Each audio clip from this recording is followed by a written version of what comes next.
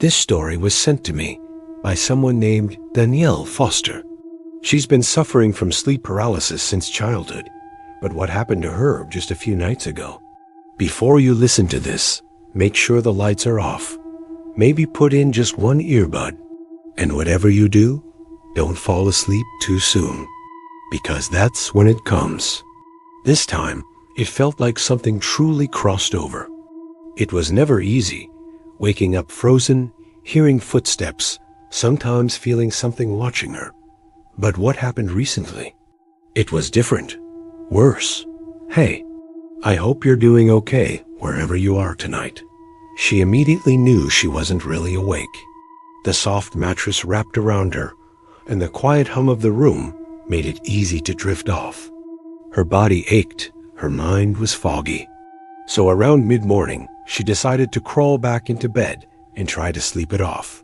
Danielle had been dealing with sleep paralysis since she was a little girl. She'd been up early that day, but felt strange, tired in a way that wasn't just exhaustion. She lay down on her side, facing the wall away from the bedroom door. She always slept like that. It didn't take long, but when she opened her eyes, she was facing the wall, the door to the bathroom, just in her peripheral view. It was closed. She started doing what she always did, tried to wiggle a finger, a toe, anything to break the lock her mind had on her body. She tried to move, nothing. Her body was frozen stiff. Danielle knew the drill. She'd been through this before. Sleep paralysis. Her heart was already racing. Then came the sound. It was her bedroom door, opening and closing with that loud, familiar pop. She thought maybe it was her husband checking in on her. That gave her a bit of hope, but that hope died the moment she heard the stomping. Heavy, deliberate stomps circling the bed, fast, too fast. They stopped right behind her. She couldn't turn to look. She couldn't scream, but she knew something was there. Then, slowly, she saw it. It was standing between her and the bathroom door, a towering black figure. No face, no details, just this massive shadow. Danielle had seen it before, in every single one of her sleep paralysis experiences, but never like this. Before she could think, it lunged. She felt the weight of it slam down onto her, crushing her ribs, pinning her arms under the pillow, locking her breath inside her chest. She couldn't move. She couldn't scream. And then, she felt the teeth. It bit into her side. The pain was instant, a burning, grinding sensation deep into her ribs, like something was gnawing on her bones. Again and again, its jaw clamped down. First one spot, then another, its mouth closing and opening like it was trying to eat her alive. She could feel each bite. She wanted to scream, wanted to thrash, to kick it off, but she was completely paralyzed. All she could do was cry out inside her mind, over and over, pleading, begging to wake up. And then she did. She shot up in bed, gasping, drenched in sweat, her body trembling. She looked around. The room was empty. But she could still feel it, the sting, the pain in her side. She lifted her shirt, and the skin was red. Not scratched, not broken, but a solid, vivid mark where it had bitten her. She couldn't explain it.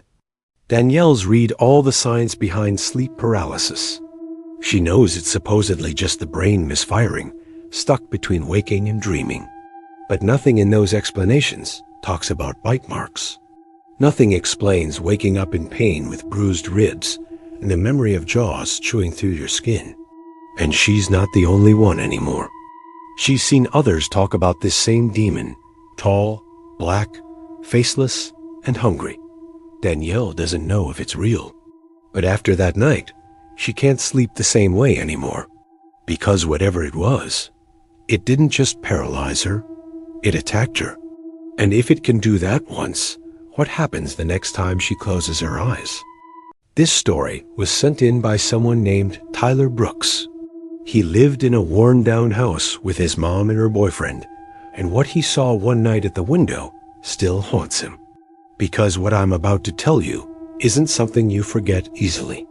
He wasn't always the most stable guy. When he didn't have anything to smoke, he'd spiral. Start talking about ghosts and demons like they were in the house with us. I didn't pay much attention to it. I figured he was just high-strung or trying to scare me. I was probably around 16 when this happened. We were living in a beat-up house, old, creaky, with thin walls and these big windows in the living room. It wasn't much, but it was home. Hey there. Hope you're somewhere safe tonight. Now, my mom's boyfriend. But then, one night made me believe him. It was just a regular night. My mom was at work. I was lying on the couch, watching TV like I usually did. The AC unit was jammed in one of the living room windows, which meant the blinds couldn't fully cover it. There was a small gap, just enough to see outside. My head was right next to it. I must have dozed off, because the next thing I remember is opening my eyes slowly and seeing outside through that gap. And there he was, a little boy, standing right outside the window. He looked about 8, maybe 9 years old. He was wearing this old-timey baseball uniform, dirty white pants, high socks, and a cap pulled low. His skin was pale, almost gray. But it was the eyes, or rather, the lack of them. His eyes were just voids, like 2 dark holes that didn't reflect anything. Not light, not thought. But there was something else there, something in the way he stared, like sadness mixed with pure emptiness. My whole body locked up. I couldn't move. I couldn't even blink. I've never felt fear like that. Not before, not since. And then I heard my mom's boyfriend behind me. He walked into the room real quiet, leaned down, and whispered, "You see him too?" Just turned and walked away. I swear to God, I almost screamed. My ears were ringing. My hands were shaking. I kept staring at that pale boy and his hollow eyes. He stepped past me, right up to the window, pulled the blinds the rest of the way up, and started talking to the boy. I didn't hear what he said. After a moment, the boy. I looked down for a second, just a second, and when I looked back, he was gone. Said he didn't remember anything about a boy, about talking to someone at the window. Disappeared like he was never there. The next morning, I asked my mom's boyfriend what the hell happened. He denied the whole thing. But I know what I saw. And I know what he saw too. I don't think that was just some ghost or spirit. I think that was the thing he'd been talking about all along. The demon trying to get inside. And it wasn't outside that house anymore. It knew how to find the crack in the blinds. And it knew how to be invited in. This story was sent to us by someone named Daniel Cole, who grew up in a tiny town in East Tennessee. He thought his childhood church was a place of worship, but what he came to believe later is that it might have been something far more sinister. Hey, I've never really told anyone this all the way through. Not because I don't want to, but because every time I start, it feels like I'm dragging something dark out of the ground. Real rural. My dad's side of the family were old-school tobacco farmers. They were decent people, quiet, just regular poor hill folks. My grandpa used to beat my grandma, used to scream at my mom and her sister. He'd drag them to bars and leave them in the car for hours while he drank and chased women. One night, he brought home a man from the bar, drunk, mean, and that man did something to my aunt, something evil, while forcing my mom to watch. I grew up in a little town in East Tennessee, but my mom's side, that was different. Her family was rough. So yeah, my mom had good reason to want to escape. The preacher there was named Jean, spelled like Jean, but he insisted on the French version. Jean was loud, wild, charismatic. He'd shout and scream and speak in tongues until he was red in the face, sweating through his suit. People loved him. She met my dad at a revival when she was a teenager. My parents got married young. My sister was born the year after. I came along almost 10 years later. From the moment I was old enough to sit up in church, Jean's voice was in my ear. Women in the church couldn't cut their hair. No makeup, no pants. It was strict, more than strict. It was like stepping into another world. People would shout, scream, fall to the floor, speak in languages no one understood. Zhang would crawl around during sermons, barking like an animal, his face twisted in ways I still see in my dreams. We called it getting happy. But to me, it didn't feel holy. It felt wrong. My sister told me things. Said that before I was born, Dad had a dream, a nightmare, where he saw hell. He woke the whole family in the middle of the night, screaming that demons were coming. Said they had to leave their house right then, or they'd all die. So they packed up.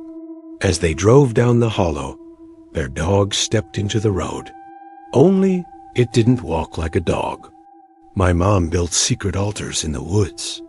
She'd go out alone, sometimes for hours, whispering prayers into the trees. I used to think she was just trying to escape, but now I wonder if she was feeding something. It stood on two legs, like a man, just staring at them. I'd sit there, knees to my chest, praying for God to take me away. But I'm not sure he was the one listening. My dad cried as he hit it with the car. They were praying over a man at the altar, trying to save him. I was in the back row, watching. The air got cold, ice cold, and then I heard it. Afterward, he said he saw shapes climbing into the trees. They drove straight to Jean's house. The preacher, not Chang this time, started one of those fits. Screaming, writhing, flailing. Zhang came outside and, according to my sister, calmed the demons, just prayed them away. She'd slap me, scream at me and my sister, and then 5 minutes later, she'd smile and say she didn't remember it happening. And then, right as I said, "Amen," the back door opened by itself. You can choose to believe that part or not. I'm still not sure what to believe. But there were signs. Because when she came back from those trips, she was different. Rage would take her over, fast and violent. I used to go down to the church basement during the loudest parts of the sermons. There are two moments I'll never forget. One happened when I was maybe 4. A growl, deep, loud, inhuman. Everyone stopped praying. Like puppets with their strings cut, they just sat back down in silence. No one said a word. Eventually, we all just left. No explanation. The second time was years later, at a revival in the woods. It was boiling hot, and I just couldn't take it. I bowed my head and prayed for a way out. No wind, no draft. Just slowly creaking open. So I got up, and I walked out. No one stopped me. Not my parents, not the preacher. Not a single person even turned their head. It was like they didn't see me at all. This story was sent to me by Isha Minon, who grew up in a small village in southern India. What happened to her cousin after watching a movie about gods and demons is something that still haunts the entire family. And everyone in my family still remembers it like it was yesterday. Hi, I don't usually talk about this because, honestly, it sounds unbelievable. But it happened. I was there. It's about a man possessed by a god to protect his village from evil forces. Just harmless fun. At least, that's what we thought. The movie was intense, full of rituals, sacred dances, fire, and spirits. And something about it stirred something in all of us. It all started with a movie. We'd just gone to see this film called Kantara. Afterward, we joked around imitating the possessed dance moves, pretending like we were gods ourselves. She looked shaken. That's when she told us what had happened. She'd been complaining about a sore throat and feeling weak. So her mom stayed home to keep an eye on her. Nothing unusual. A few days later, I got home from school early, and so did my cousin's mom. Samara, my cousin, didn't go to college that day. Her dad was there too, in the other room, watching TV, Around mid-afternoon, Samara was lying on her bed. Then out of nowhere, they heard this scream. Not the kind of scream you hear when someone stubs a toe or sees a spider. It was blood-curdling, like something was being ripped out of her. They rushed into the room and found her sitting upright, stiff as a board. Her eyes were rolled back, and her hands were clenched so tight her fingernails had dug into her palms. Her whole body trembled like a wire pulled too tight. Her dad tried to hold her, but he couldn't. Samara's not a big girl, maybe 110 pounds, but that day, it was like she weighed 1,000. She moved on her own, jerking upright, twisting her body, almost floating a few inches off the ground. It didn't look human. It didn't look right. People crying, screaming, praying. Samara kept chanting, eyes locked on the ceiling, like she was looking through it at something none of us could see. Then came the voice. He wasn't a priest exactly, but he was known for dealing with things like this. She started speaking in a language none of us had ever heard. Not Tamil, not Hindi, not any regional dialect. Something older, something darker. Her voice was deeper, guttural. A man's voice coming out of her. The neighbors heard the screams and came over. The house was in chaos. Her father rushed her to the hospital, but even the doctors were baffled. They said there was no physical explanation. Her voice was raspy, her body drenched in sweat. When she finally got better, she didn't remember much. Only flashes, like shadows moving inside her mind. She told her mom, "I could see all of you. I knew something was wrong, but I couldn't control anything. It was like I was trapped inside myself. No fever, no injury, nothing wrong on the scans." One of the nurses even whispered to the family, "This isn't medical. You need a spiritual healer." That's when my uncle remembered someone. A distant relative, an old man who lived 2 villages over. He entered the house slowly, muttering prayers under his breath, drew strange symbols on the ground with ash. At one point, he held a lemon in his palm, closed his eyes, and began chanting louder. The lemon started to shrivel and crack, right there in his hand. The moment he stepped into Samara's room, she started shrieking again, but he didn't flinch. They begged him to come. And thank God he did. He came that evening, carrying a small cloth bag filled with rock salt, turmeric, ash, and lemon. He began the ritual, tossed salt into the corners, smeared turmeric on her forehead. After maybe 30 minutes of chanting and ritual, Samara collapsed. Just dropped, limp. They carried her to bed and let her rest. A few hours later, she woke up, barely able to speak. She slept for almost a full day after that. We never joked about gods or possession after that. And whatever that thing was, it wasn't holy. Hey, hope you're doing okay tonight.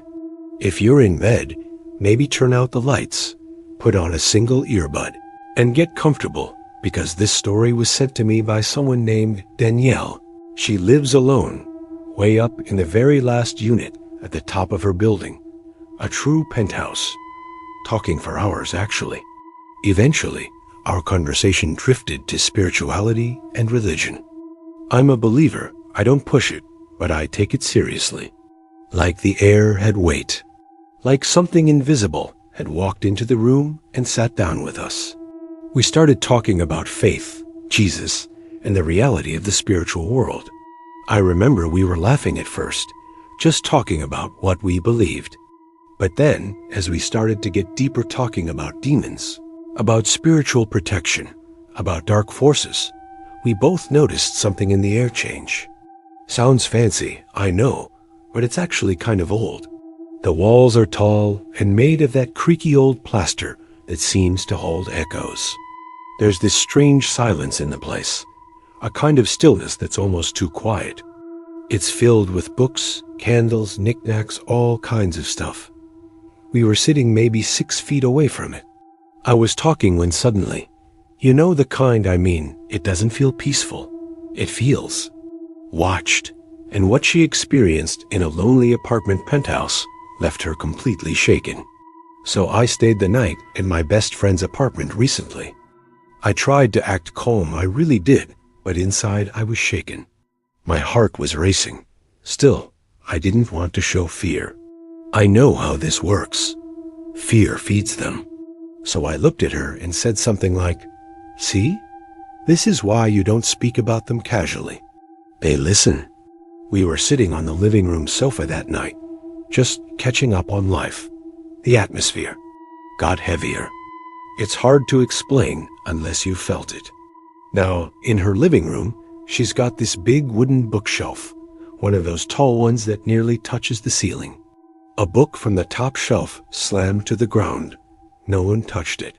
No one was near it. It just fell hard, like it had been pushed. We both jumped.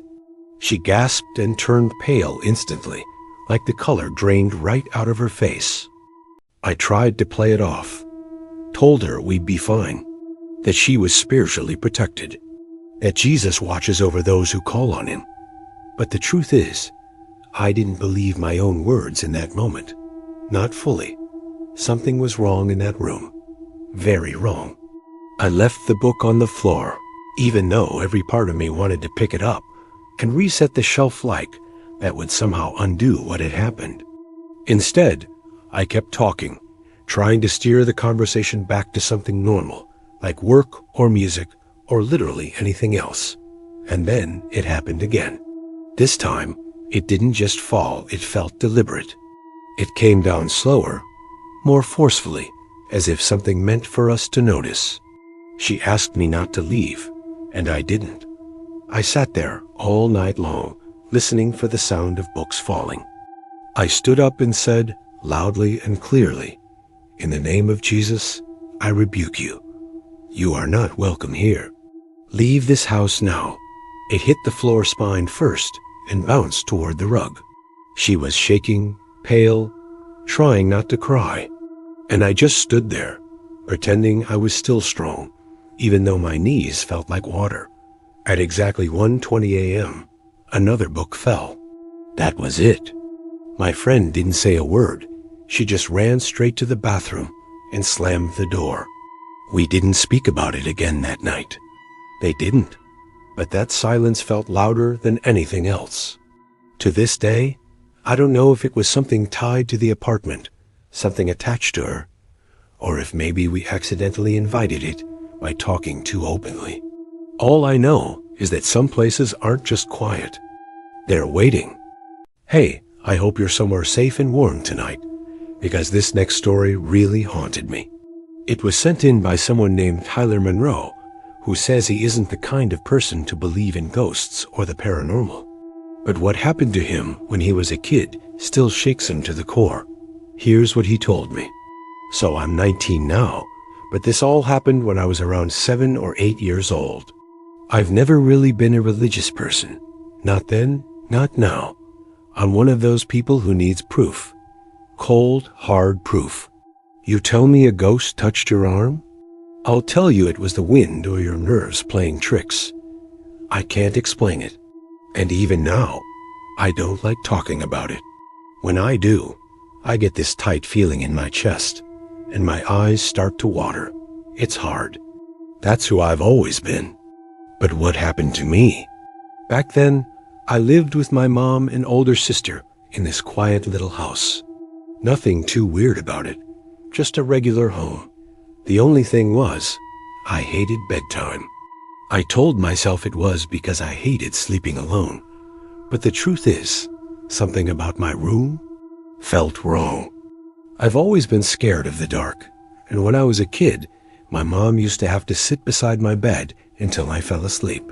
He was short, almost hunched, and completely bald. I wouldn't let her leave until I was out cold. But no matter what, I always woke up at exactly the same time. 2 a.m. like clockwork. I'd get out of bed, wander down the hall, and crawl into bed with my mom. The first time it happened, I'll never forget it. I woke up around 2 a.m., usual, and started walking toward my mom's room. The hallway was dark, but I knew it well. I opened her bedroom door like I always did, expecting to see her sleeping on the right side of the bed. Instead, I saw him. There was a man sitting in the middle of her bed, not my mom, not anyone I recognized. He was pale, I mean Snow White. But the part that froze me? Just smooth white skin stretched across where his features should have been. He didn't have a face. Not like his face was in shadow. I mean literally no face, no eyes, no mouth. I stood there in the doorway, too scared to breathe. Then he turned his head toward me. Even though he had no eyes, I swear he saw me. And that's when my legs gave out. I collapsed onto the hallway floor, screaming and crying, calling for my mom. She came rushing out, scooped me up, and kept asking what was wrong. I tried to tell her, tried to explain, but all that came out were sobs. I kept saying, "There's a man in your bed," over and over again. She checked, of course, but by then he was gone. She told me it was just a bad dream, that I must have imagined it. But I didn't. I begged her to let me and my cousin sleep in my room together that night. Anywhere but her room. And from that night on, I couldn't sleep alone. I started pretending to fall asleep just so she'd leave, and then I'd get up, turn all the lights on in my room, and stay awake playing video games or fiddling with my action figures until the sun came up. But I couldn't keep that up forever. Eventually, one night, I passed out on the couch from pure exhaustion. I woke up in total darkness, no nightlights, no glowing TV screen, and that's when the panic hit. I turned the corner into my room and opened the door. I got up, stumbling through the house, trying to find the light from the hallway or the reflection from the TV anything. He was there. I just shut the door as slowly and quietly as I could and ran straight to my mom's room. The same faceless man sitting on the edge of my bed like he'd been waiting for me. I didn't scream this time. She didn't believe me. Again, no one did. He told his mom he saw a pale man sitting on his bed with no face. I still don't know what that thing was. A ghost, a demon, or something else entirely. But I know what I saw. And years later, when my mom remarried and we moved out, something strange happened. Her new husband had a son, a little kid around 6. One day, he came out of that same room crying. That's when my mom finally believed me. We sold the house not long after. Now we call it the haunted house. Even today, I can't talk about it without getting emotional. All I know is, I'm just glad I never have to go back.